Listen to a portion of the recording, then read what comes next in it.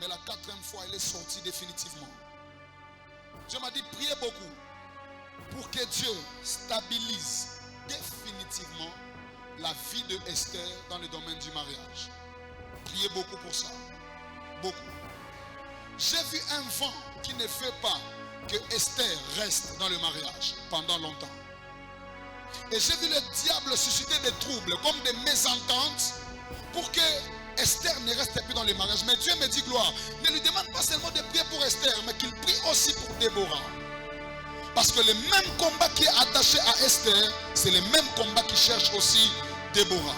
Mais par rapport à Déborah, c'est juste une instabilité totale par rapport au mariage aussi. Mais le Saint-Esprit me dit que la charge est sur vous. Vous avez le poids de la famille sur vous. Et si vous priez, il y a une forte stabilité qui va s'imposer dans la vie de Esther. Et ça va faire en sorte que même dans le domaine des affaires, les choses s'ouvrent dans sa vie. Parce que je vois quelqu'un avec des articles, mais on dirait que les articles là, le diable combat son mariage pour la rendre instable. Et dans le domaine du mariage et dans le domaine des affaires. Parce que normalement, c'est une femme qui doit faire beaucoup de voyages liés aux affaires. Parce que quand je parle, je vois des habits en train de tomber au pied de Esther. Comme quelqu'un qui est dans le domaine des ventes des vêtements. Et Dieu me dit, on veut la rendre instable, mais en touchant son mariage. Mais si vous voulez faire prier et que vous priez, Dieu va honorer et Esther et Déborah en même temps. Et ça sera une forte gloire pour votre famille. Parce que vous sentez dans une saison où le Seigneur fait fortement honorer votre famille.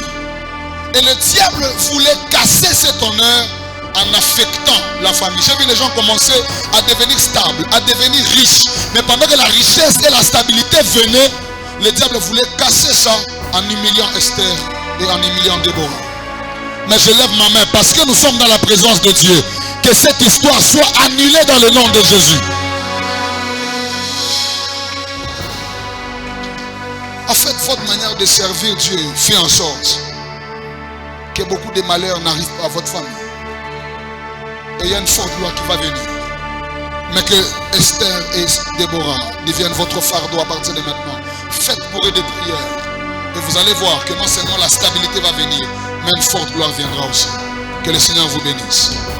Quand j'ai quitté vers papa pour passer, j'ai vu devant tes pieds, on a écrit mars. Tu es né au mois de mars. Ok.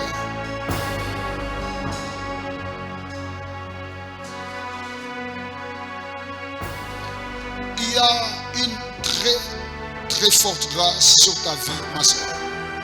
Et tu ne dois pas négliger ça. Une très forte grâce. Une très forte grâce de Dieu. La sœur ici, je l'ai vue chanter à la chorale, n'est-ce pas? Mais pendant que je parle, homme de Dieu, je vois que je lui passe le micro. Et elle fait la même chose que je suis en train de faire ici. L'Esprit de Dieu m'a dit, dis-lui de ne pas négliger les dons prophétiques que j'ai déjà investis en elle. Parce que dans le temps qui arrive, ce que tu fais, elle le fera et elle le fera au-delà. J'ai dit ce que j'entends. Tu vois tout ce que tu me vois faire ici par la grâce et la miséricorde de Dieu. Dieu le fera avec toi, mais au-delà. Il y a une trêve, oh mon Dieu. Quand tu dis Amen, Dieu bénit la vie de quelqu'un qui s'appelle Audrey. Elle est où? C'est ta soeur. Elle est à Polo ici.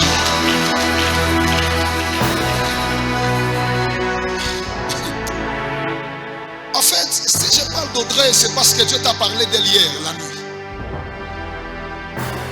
Et Dieu t'a demandé de beaucoup prier pour elle. Elle est dans une phase où Dieu veut bénir sa vie, mais il y a un obstacle au seuil du miracle. Parce que la bénédiction veut toucher Audrey, mais par quelqu'un qui s'appelle Fred.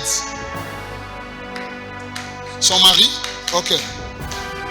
La bénédiction veut toucher Audrey, mais partant de quelqu'un qui s'appelle Fred, qui est son mari. Mais ce qui va les aider à entrer dans cette bénédiction, c'est aussi ta prière. Et Dieu me dit, il te parle de beaucoup de choses. Parfois tu ne tires pas attention. Tu as une très forte grâce prophétique, ma soeur. Et tu sais quoi? Aujourd'hui, tu passes à un autre niveau avec Dieu dans ce domaine.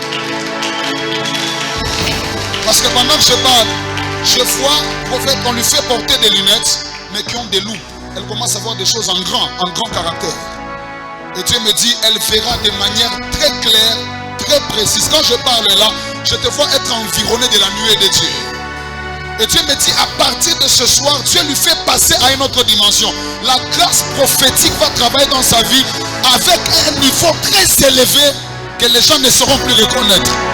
Dieu te oint d'une huile prophétique, ma soeur, pour être un instrument de Dieu pour beaucoup de gens dans cette génération.